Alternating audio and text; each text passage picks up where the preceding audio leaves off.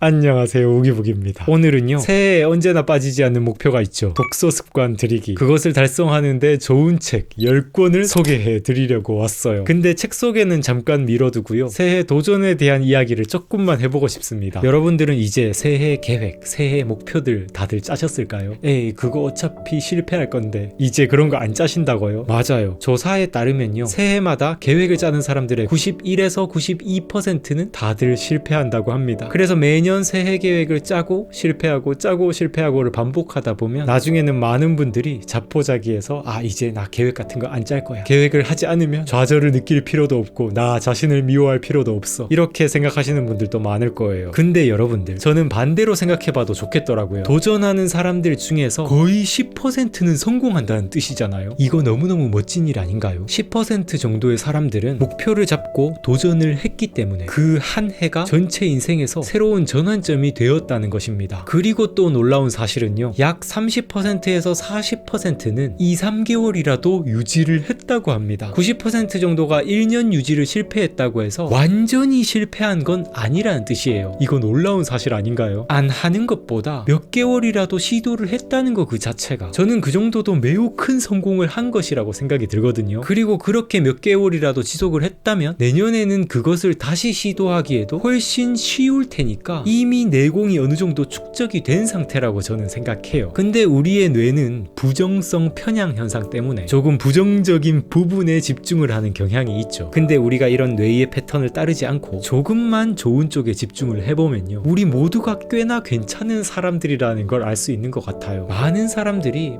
요즘 사람들 다 놀고 먹기 바쁘다고 걱정들을 하지만 막상 사회로 나가보면요, 아침마다 다들 일찍 일어나서 출근을 하고 학생들은 공부를 하러 가고, 물론 살다 보면 때론 백수시기를 거칠 때도 있고 약간 한량처럼 지낼 때도 있긴 하지만 정말로 극소수의 사람들을 빼면 대부분의 사람들은 다 때가 되면 자기 할 일을 다 찾아가거든요. 이런 것만 봐도 우리한테는 생각보다 많은 실천력이 있고 생각보다 많은 유지 능력이 있다는 것, 우리 안에는 인생을 바꿀 만한 엄청난 잠재력이 숨어 있다는 것을 저는 알 수 있다고 생각해요. 그래서요, 여러분들, 실패해도 괜찮으니까요, 그냥 또 새로운 목표를 짜보고 마구 도전해보는 것도 좋을 것 같습니다. 저만 해도요, 제가 29살 때 독서를 시작하고서 지금 10년째 독서를 하고 있거든요. 근데 29살 이전을 생각해보면 저는 20살부터 29살까지 거의 10년 동안을 독서 열심히 해야지, 이번에는 진짜 독서 습관 들여봐야지, 매년 시도하고 실패하고 그때는 1년에 한 권 읽을까 말까 했고요, 한번 앉으면 10분을 읽지를 못했어요. 그런데 제가 만약 9년만 도전을 하고 마지막에 도전하지 않고 그만뒀다면 지금처럼 이렇게 독서를 사랑하게 될 이런 날도 없었을 거라 생각이 들어요. 상상만 해도 정말 아찔합니다. 제가 이렇게나 사랑하고 좋아하고 중요하게 생각하는 이런 독서가 없는 삶이란 생각만 해도 싫습니다. 저에게는 인생의 전환점으로 기억되는 그 2016년이거든요. 와, 딱 10년이 됐네요. 2026년, 올해는 여러분들의 해가 되실 수 있습니다. 오늘 제가 독서를 갓 시작하시려는 분들에게 도전해볼 만한 책들을 추천드릴게요. 근데 처음 도전은 작으면 작을수록 저는 무조건 좋다고 생각하거든요. 그래서 너무 어려운 책들, 너무 두꺼운 책들을 제외시켰고요, 최대한 빠르게 작은 성공의 성취감을 느끼실 수 있도록 얇은 책들 위주로 가져왔습니다. 근데 또 좋은 책들만 엄선해서 뽑았으니까요, 마음에 드는 책들 쏙쏙 뽑아보셨으면 좋겠어요.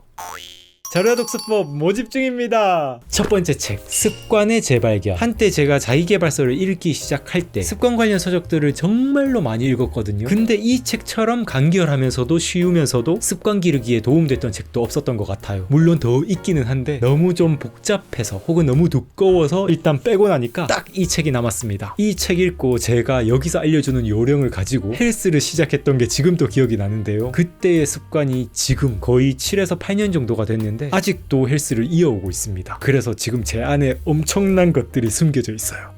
읽어보세요. 두 번째 책, 변화의 시작 하루 1%. 자기계발서의 교과서 같은 책입니다. 근데 그 교과서가요, 고3용 교과서 느낌이 아니라 중학생용 교과서 느낌으로 정말 필요한 이야기를 아주 쉽게 단순하게 딱 정리해둔 책이에요. 자기계발서는 사고력을 높이기 위한 책이 아니죠. 실행하기 위한 책이기 때문에 단순할수록 더 쉽게 따라할 수 있고 삶에 적용할 수 있습니다. 이 책이 삶에 착 달라붙을 수 있어요. 추천드립니다. 세 번째 책, 자기 결정. 소설가이면서 철학자인 페터 비에리의 얇은 철학책입니다. 자신이 주도하는 진정으로 행복한 삶을 살고 싶으면 나 스스로 결정할 수 있는 삶을 살아야 한다고 이야기해주는 책인데요. 얇아서 진짜 엄청 가벼운데 읽고 난 다음에는 이 책이 정말 묵직하게 느껴지실 거예요. 그렇다고 또 어려운 책은 아닙니다. 읽기 쉬워요. 근데 좋아요. 꼭 읽어보세요. 네 번째 책 읽고 글쓰기. 혹시 책을 잘 읽고 서평을 잘 쓰고 싶으신가요? 이 책 읽어보세요.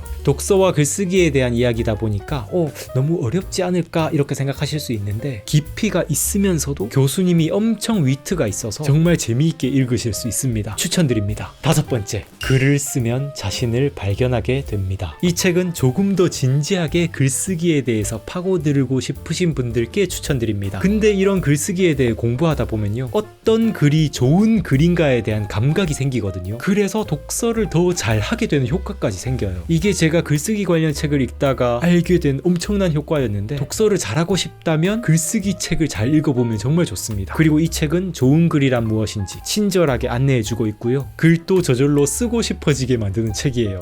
강추드립니다. 여섯 번째, 우아하고 호쾌한 여자 축구. 축구에 관심이 없으시다고요? 상관없습니다. 필력이 너무 좋으면요, 책의 소재, 주제 다 상관없어요. 그냥 읽는 내내 재밌습니다. 축구팀의 경험담을 담은 에세이인데요, 그 경험들이 정말 생생하게 유쾌하게 담겨져 있고, 게다가 인간에 대해서 생각해 볼 수 있는 기회, 인간관계에 대해서, 어떤 팀 문화에 대해서도 생각해 볼 수 있는 깊이까지 담긴 책이에요. 오늘 소개해드린 책들 중에 가장 두껍긴 하지만 너무너무 재밌어서 그냥 읽히는 책이니까요, 꼭 읽어보세요. 진짜 재밌습니다. 일곱 번째, 동물농장. 이 책은 너무도 유명하면서도 베스트셀러, 스테디셀러인 세계 명작이죠. 그래서 그 가치에 대해서는 말로 하는 건 입만 아플 것 같고요. 정말 재밌습니다. 제목처럼 동물들이 있는 농장에서 온갖 정치적인 일들이 벌어지는데요. 작가 조지 오웰이 스탈린 체제를 비판하면서 그때의 상황과 사건들을 그대로 동물들에게 입힌 우화거든요. 역사적인 시각으로 봐도 재밌긴 하지만 지금 우리 현대에 벌어지는 권력 다툼들, 이런 문제로 치환하고 봐도 재밌습니다. 꼭 읽어보세요.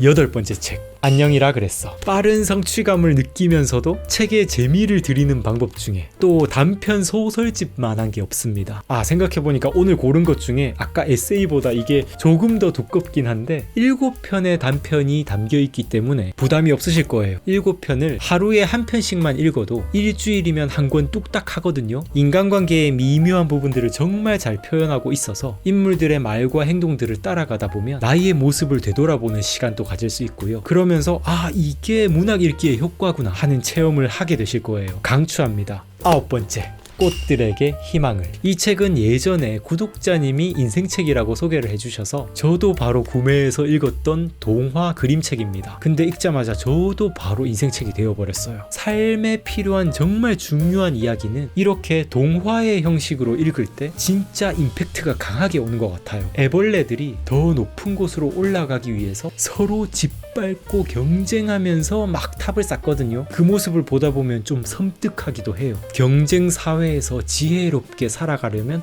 어떻게 살아가야 하는지 저는 이 동화책 속에 답이 있다고 생각해요. 꼭 읽어보시기 바랍니다. 열 번째 책, 갈매기의 꿈.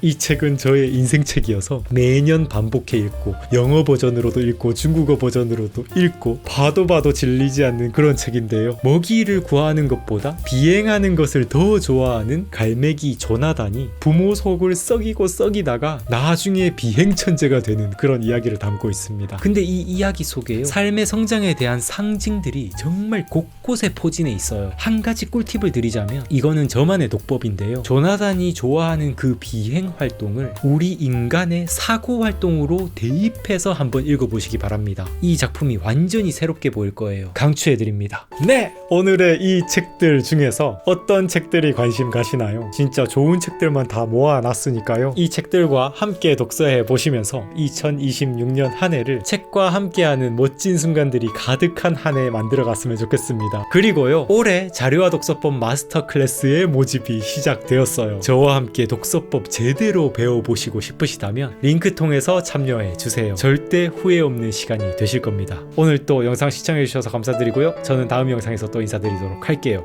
감사합니다. 성장하는 방송, 성장에 관한 방송, 무기무기TV 선수욱이었습니다. 뿅.